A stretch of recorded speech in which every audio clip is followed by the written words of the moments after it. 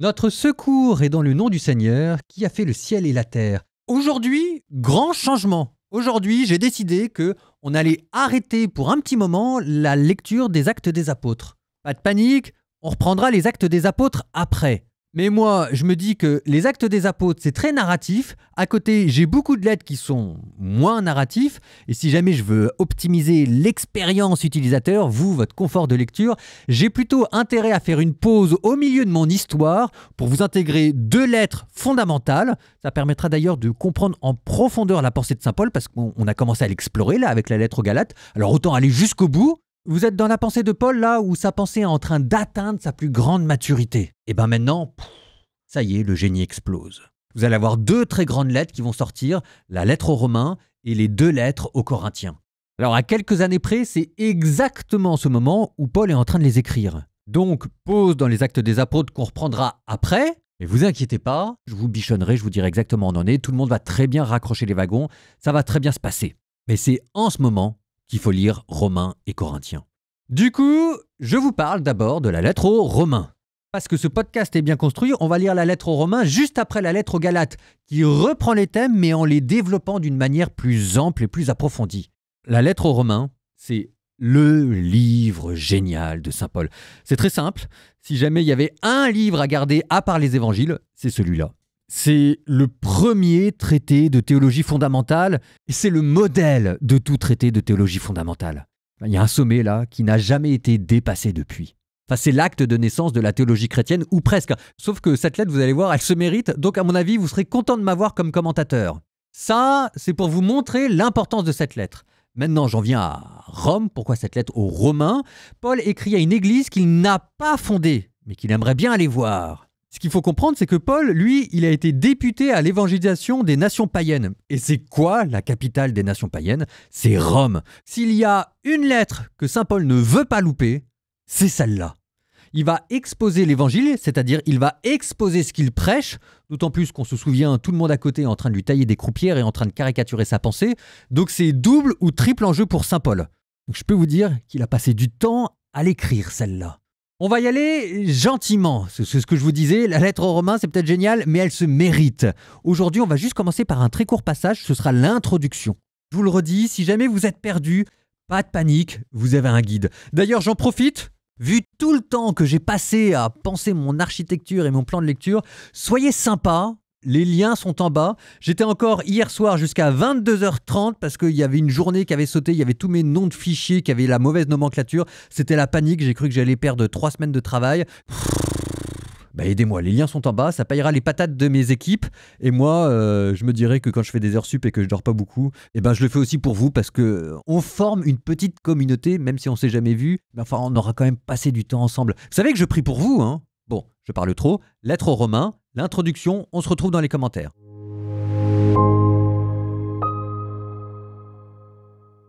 Lettre aux Romains, chapitre 1. Paul, serviteur du Christ Jésus, appelé à être apôtre, mis à part pour l'évangile de Dieu, à tous les bien-aimés de Dieu qui sont à Rome, cet évangile que Dieu avait promis d'avance par ses prophètes dans les saintes Écritures, concerne son Fils, qui selon la chair est né de la descendance de David, et selon l'esprit de sainteté, a été établi dans sa puissance de Fils de Dieu, par sa résurrection d'entre les morts. Lui, Jésus Christ, notre Seigneur, pour que son nom soit reconnu. Nous avons reçu par lui grâce et mission d'apôtres, afin d'amener à l'obéissance de la foi toutes les nations païennes dont vous faites partie, vous aussi que Jésus-Christ a appelé. À vous qui êtes appelés à être saints, la grâce et la paix de la part de Dieu notre Père et du Seigneur Jésus-Christ. Tout d'abord, je rends grâce à mon Dieu par Jésus-Christ pour vous tous, puisque la nouvelle de votre foi se répand dans le monde entier, car Dieu m'en est témoin, lui à qui je rends un culte spirituel en annonçant l'évangile de son Fils. Je fais sans cesse mémoire de vous, lorsqu'à tout moment, dans mes prières, je demande que, par la volonté de Dieu, l'occasion me soit bientôt donnée de venir enfin chez vous. J'ai en effet un très vif désir de vous voir, pour vous communiquer l'un ou l'autre don de l'esprit, afin que vous en soyez fortifiés. Je veux dire, afin que nous soyons réconfortés ensemble chez vous, par la foi que nous avons en commun, vous et moi. Je ne veux pas vous le laisser ignorer, frères. J'ai bien souvent eu l'intention de venir chez vous, et j'en ai été empêché jusqu'à maintenant. Je pensais obtenir chez vous quelques fruits comme chez les autres nations païennes. J'ai des devoirs envers tous, grecs et non-grecs, savants et ignorants. De là cet élan qui me pousse à vous annoncer l'Évangile, à vous aussi qui êtes à Rome. En effet, je n'ai pas honte de l'Évangile, car il est puissance de Dieu pour le salut de quiconque est devenu croyant, le juif d'abord et le païen. Dans cet Évangile se révèle la justice donnée par Dieu, celle qui vient de la foi et qui conduit à la foi, comme il est écrit, « Celui qui, par la foi, est juste, vivra. »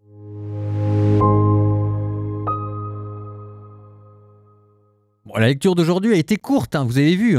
C'est ce que je vous disais, je vous prends par la main, on y va pas à pas. Les autres lectures seront un peu moins courtes.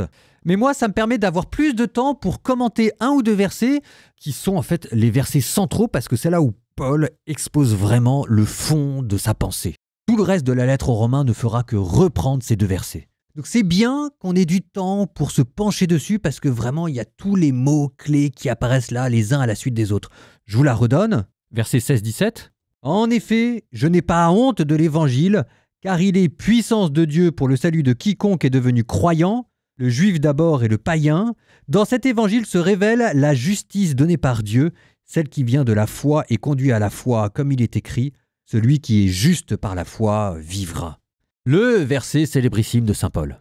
Ok, reprenons. Je n'ai pas honte de l'Évangile. Paul a passé son temps à se faire casser la figure et lapider parce qu'il prêchait un Messie crucifié. Scandale pour les Juifs, folie pour les Grecs. Il avait bien conscience que ce qu'il annonçait pouvait être perçu comme honteux. Et pourtant, Paul renverse la charge d'accusation et ce qui est faible est en fait puissance de Dieu. Paul annonce la couleur, ce qu'il va prêcher, c'est un renversement des valeurs traditionnelles. On continue, quand Paul dit « l'évangile que je prêche est puissance de Dieu ».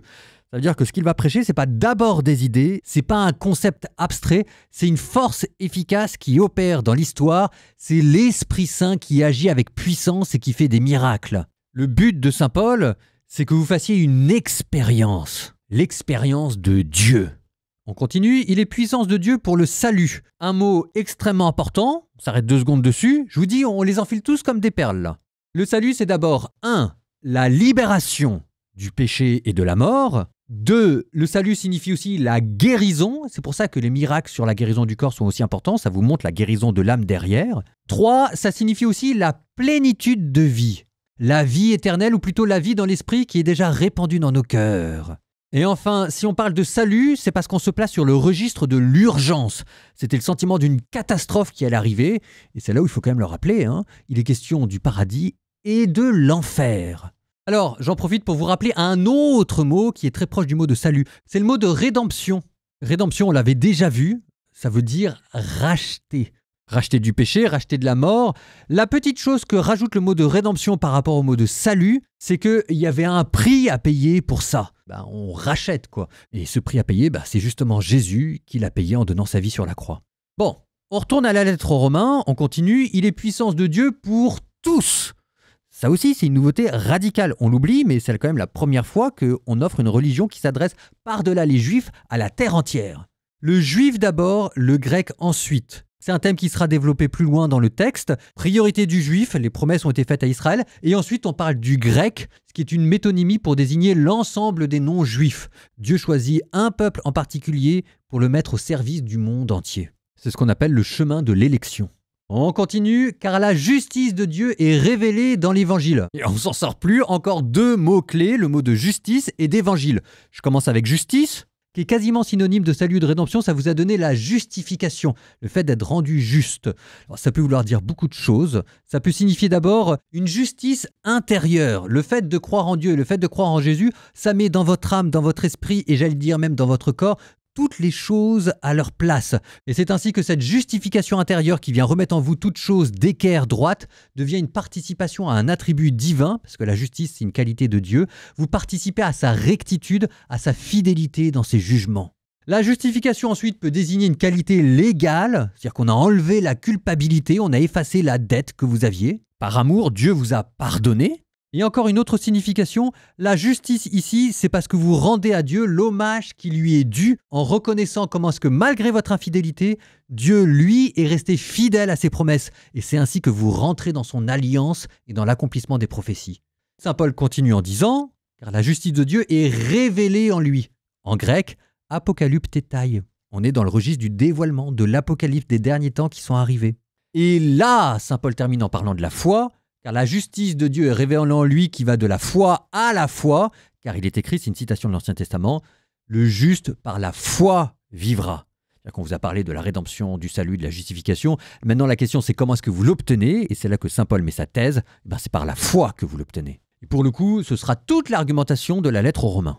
Alors d'ailleurs, tiens, littéralement, c'est écrit « Car la justice de Dieu est révélée en lui », littéralement de foi en foi. Expression énigmatique. Alors on hésite, ça peut désigner le travail missionnaire, c'est la foi du prédicateur qui engendre la foi dans l'auditeur. Ça peut désigner le rapport qu'on a avec Dieu, comme est-ce que la fidélité de Dieu engendre en nous la confiance. Ou bien encore, ça peut désigner le progrès de la foi. Il y a la foi des débutants et qui ensuite, par la charité, devient une foi parfaite. Bon, je suis content d'avoir pu passer du temps pour expliquer ce verset qui est hyper important. Je reviens 2 secondes sur pourquoi ça a été si compliqué de passer de la justification par la loi à la justification par la foi. Ce qu'il faut bien comprendre, c'est que quand vous êtes juif, la Torah, ça encadre toute votre vie. Ça encadre vos relations sociales, ça encadre votre manière de manger, votre manière de prier, la manière dont vous vous comportez avec Dieu, ça encadre votre notion de bien et du mal. C'est tout pour les Juifs. Ils pensent à partir de là, c'est leur identité. Et si vous enlevez ça, c'est ce que Paul va faire, mais c'est la panique. D'un point de vue psychologique, vous êtes en train de détruire les gens. Ils n'ont plus de repères, ils n'ont plus de cadre moral, ils n'ont plus d'identité. Et donc oui, ils ont peur que ce soit la porte ouverte à n'importe quoi. Et il va falloir que Paul argumente de manière très serrée ce qu'il veut dire, qu'il rassure sur l'endroit où on veut amener les gens. Sauf que Paul, c'est pas toujours sa manière à lui de rassurer les gens. Donc ça, on le verra demain. En attendant, petit changement, j'avais l'habitude de conclure par un psaume, mais on n'est pas loin de terminer les psaumes, je vais garder les derniers pour le livre de l'Apocalypse. Là, je vous propose de retourner dans les Proverbes. Livre des Proverbes, chapitre 28, versets 11 à 13. Il se prend pour un sage, l'homme riche, mais un faible perspicace le démasque. Le triomphe des justes, on le fait avec éclat, et que surgissent des méchants, plus personne. Ah, ça, c'est très beau, hein. Qui cache ses fautes ne réussira pas, qui les avoue et s'en détourne obtiendra miséricorde.